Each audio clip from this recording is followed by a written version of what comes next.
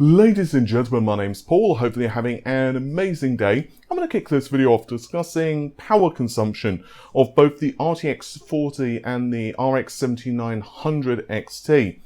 There's an awful lot of discussion that these next generation cards are going to be very power hungry indeed. How power hungry? Well, possibly over 400 watts.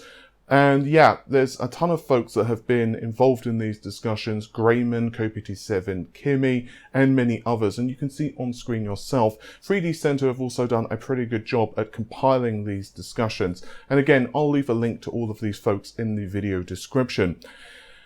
But yeah, power consumption for these next gen cards has been rather interesting because I was under the impression that, Navi 31 is probably going to be less power hungry, but rather interesting. Bondrude on a forum beyond 3D has recently stated that possibly Navi 31 could even be more power hungry with under 500 watts being suggested. Now I have to say that I'm still not convinced on these ridiculously high power consumption figures, especially for Navi 31.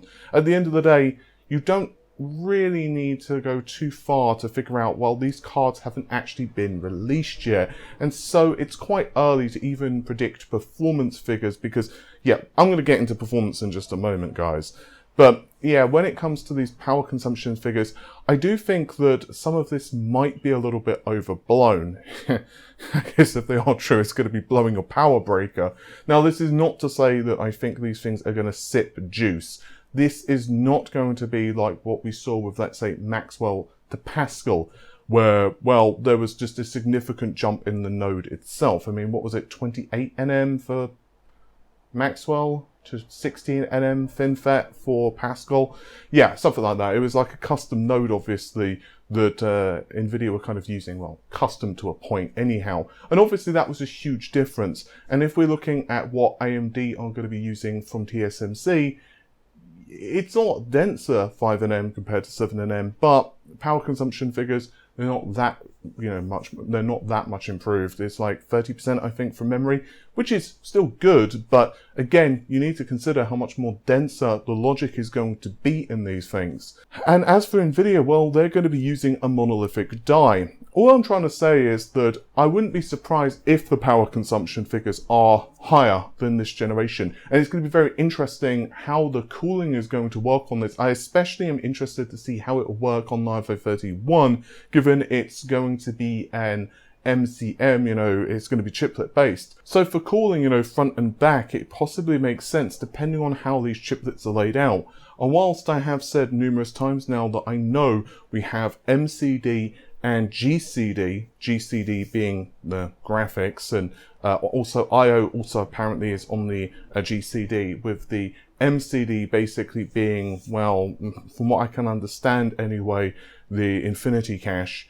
It doesn't seem to be that simple. A couple of my sources have told me that it's way more complicated than that, but I don't have a block diagram. And so while I've got some ideas, I don't really want to say them in video and then get quoted and that information is wrong, because it starts to really confuse things. And honestly, when it comes to Navi 31 and the rest of the lineup, there is a lot of conflicting information. On the subject of the release date, Grayman is stating that the Navi 31 SKUs will not release in Q3 2022, which matches to what I've said previously, that I was hearing it was going to be Q4. Basically, this makes sense given the larger context of what we've been hearing for both AMD and Nvidia's plans. And there are some signs to point that that's right. One of those, of course, is the fact we're seeing so much information regarding a Navi and, for that matter, a Ampere refresh. Now, again, this is only being really rumored heavily for laptops, but I am hearing some whispers that it could come to desktop. Who knows? But either way, if it does come to desktop, logically, you're not going to then release a new architecture. Like, let's be really, really optimistic and say that, let's say it's true for desktop. I'm not saying it is, but let's just assume it is for just 1 second true. And those release, the rumors are that it's going to be early next year. That's CoPT7 Kimmy and a couple of others have all said that. And generally, they've had a pretty good track record. So let's assume, just for one moment, that it is true. And early next year, I'll say it's not going to be January. That's a bit early. Let's say February. To me, it's not very likely we're then going to see an entire new architecture launch, you know, let's say 3, 4, 5 months later. I think it's most likely going to be end-ish of next year. And yeah, I mean, I would love to be wrong. I'd love for the cards to launch earlier. I just don't think it's going to happen. It'd be very interesting to see how all of this plays out. And as for performance figures, because there's still a lot of discussion exactly what the performance figures are. And, you know, I've said a couple of times now that I have heard it's just insane, like 2.7, 2.8 times. And in fact, I'd even been told by one individual that this is actually not AMD hitting the internal targets they had. They were actually targeting around 3 times. Now, again, think of that. That's 3 times faster than the 6900 XT, which is ridiculous. Now, they do have a crap ton, that's a technical measurement, more ALUs. You know, they have a lot more shading power, basically. There are other numerous architectural improvements that, you know, and we've discussed all this stuff a billion times over. I don't think they're necessarily going to have higher clock frequencies, maybe a little bit, but they might even be around the same because, again, they're on a 5nm node. It's not infinite power, right? There are laws of physics that are in place. Then again, I guess it depends on how much they're just like, screw it. We're just going to be pushing that power envelope. And the really interesting thing for me too is that when I was first hearing about, you know, RTX 40, you know, it was quite a while ago I said that I'd been hearing that it was around 2.1 to 2.2 times, but then another source told me it could be a little bit higher. And now recently we've been hearing all of these rumors that Lovelace is just going to be insane in terms of power consumption. So maybe Jensen, and this is pure speculation. This is not me saying this is true. This is just me spitballing. But I wonder if he was like, you know what, we're just going to crank the clocks as high as possible. We're just going to we're just going to go as high as possible to compete. It would be interesting.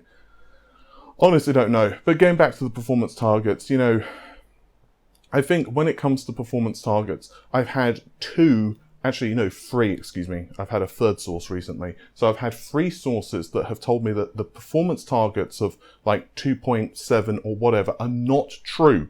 And we could be seeing much lower, like 2.2 to 2.3. However, I'm also getting a lot of people who have been very right about a lot of stuff for Navi 2X tell me that this is not right and that we actually are going to be seeing 2.7, 2.8. My personal view is just, it's too early to really know.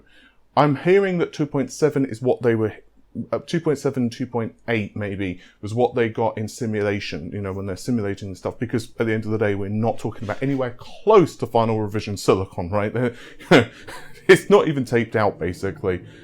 Yeah, it's a very interesting dynamic, and there's a lot of conflicting information for Navi 31 and also for Lovelace, and it's going to be very interesting to me if both of these do get, well, rather Nvidia and AMD both get and that's a really annoying plane going over, but whatever. It would be very interesting to me if we see a refresh here. I'm very curious to see what the plan is actually.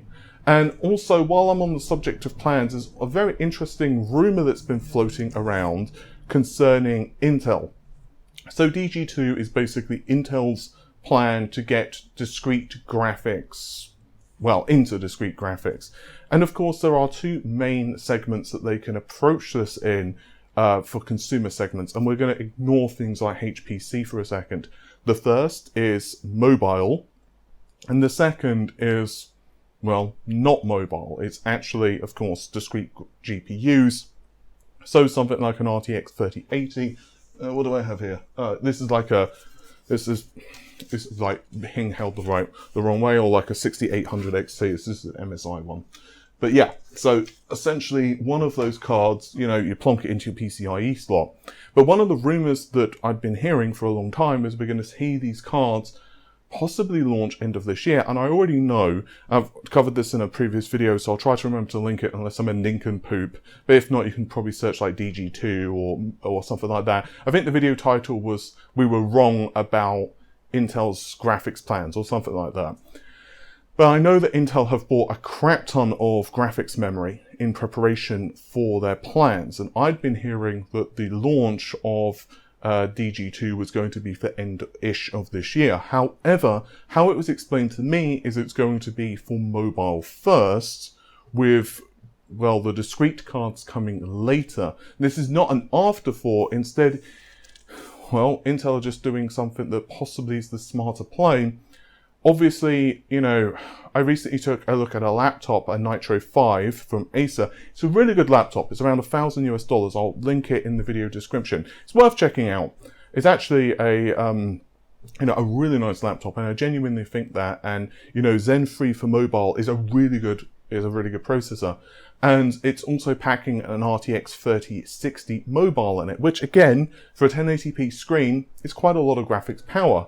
However, you know, there's a lot of interesting stuff that's happening in the market right now. An A+A combination, that's AMD graphics and, you know, processor, are definitely going to become even increasingly more interesting, especially as AMD continues down the path and really refines what an A+A combination can do with advanced smart shift and everything else that we've discussed previously. So basically, one of the things that Intel wanted to do was to be able to really push an I+I combination. You guessed it, CPU, GPU, and push that whole thing, like that whole kit, to the likes of, well, I'm assuming Acer, Dell, whomever will want to purchase it. And it's basically a really good way for them to get their foot in the door and also make a ton of money, great for marketing and all of that stuff. But there's a new rumor, and this is kind of, you know, circled around now, that we might actually see Intel launch these at CES next year, which would obviously be a little bit later. So there's a couple of theories. One is that the rumor for this year just was never true, which I'm somewhat skeptical of because I was fairly certain it was true from a couple of sources, plus also others have said it was this year. The second is Intel have delayed the plans, which isn't necessarily a bad thing if they feel they need more time in, you know, in the oven, either for software reasons or hardware reasons. Or perhaps mobile launches late this year and discrete launches and discrete GPUs launch early next year. I'm going to be very interested to see how Intel actually affect the market. Because DG2, you know, the performance targets, we've heard so much. And again, going back to what I've been hearing, the reason that all of the performance targets have been so over the place, like some of my earliest reports were that it's basically slightly faster than RTX 3070. It's not quite a 3080, but it's damn close. It's pretty damn good. And then there were others where I was like, huh, you're saying it's more like a 3060 Ti at best? What the hell? Now, of course, you can explain some of this with dodgy drivers, you can explain it as software, but still, I was hearing it was even kind of similar configurations, but then when I was hearing that it probably is the mobile variants, it started to make sense. I do wonder then how Intel is going to approach this. It's going to be very interesting because, you know, the RX 6600 XT has just been announced, and I won't really discuss that too much because tons of others already have, and there's not really a lot I can add about the 6600 XT. You know, it's basically what we knew it was, like 2048 shaders, 8 gigabytes of RAM, blah blah blah, 32 megs of Infinity cache, and it's being really aimed at 1080p. And I think it's a fine card, I just think it's too expensive, and, you know, we can argue all day long of, well, you know, supply chain and all of that crap, but, you know, for $380, guys, it's a lot of money. And I don't want to put my hopes in Intel in their discrete GPUs because Intel have kind of a mixed, you know, track record. And honestly, Alder Lake to me is a really big architecture because it's kind of like my main hope for the company. Like, if Alder Lake sucks, I'm going to be a lot more skeptical going forward. Like, I get a lot of flack, like, Alder Lake's probably going to suck, whatever. I'm going to give Intel the benefit of the doubt for Alder Lake because it's a brand new architecture and all the other stuff. So I'm really hoping Alder Lake is good because we need the competition. And I don't want to kind of have this, like, mindset of, like, how do I say, Intel will save GPUs, because I don't think they will, but damn we need competition in the low-end segment.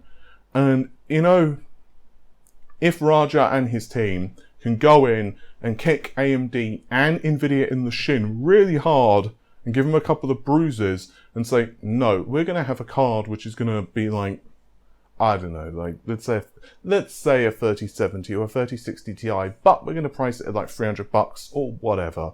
I'll be happy with that, honestly. As long as the software is decent, as long as the ecosystem is reasonable, and as long as it doesn't crash in games or explode or whatever, I'm okay with it. So hopefully Intel can manage it, because I'll be very, very curious how the market reacts. You know, the rumor is that they're going to release DG2 for lower end SKUs, and then eventually, if they go well, because I'm hearing that basically